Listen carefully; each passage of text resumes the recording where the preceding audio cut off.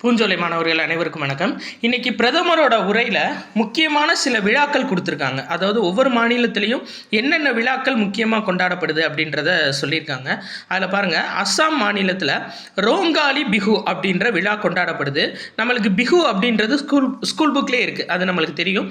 ஆனால் அதோட full name வந்து பார்த்தீங்க அப்படின்னா ரோங்காலி பிஹு. சரிங்களா? அடுத்து ஒடிசா மக்கள் வந்து மகா பிஷுபா பானா சங்கராந்தி. சரிங்களா? மகா பிஷுபா பானா சங்கராந்தி அப்படின்ற ஒடிசா மக்கள் கொண்டாடக்கூடிய விழா.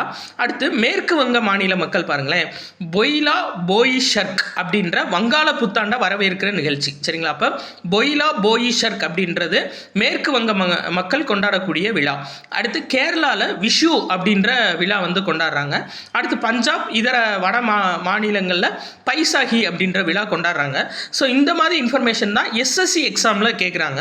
அதை தெளிவாக பார்த்துக்கோங்க. கூடுதலாக ஒரு தகவல் என்ன அப்படின்னா, தமிழ்நாட்டில் 18லிருந்து 19 வயது, இந்த 18-19 வயதுக்கு இடைப்பட்ட புதிய வாக்காளர்களோட எண்ணிக்கை 14.6 லட்சமாக இருக்குது. ஸோ மொத்த வாக்காளர்களோட எண்ணிக்கைன்னு பார்த்தீங்கன்னா தமிழ்நாட்டில் 5.73 கோடி பேர் வாக்களிக்க போகிறாங்க.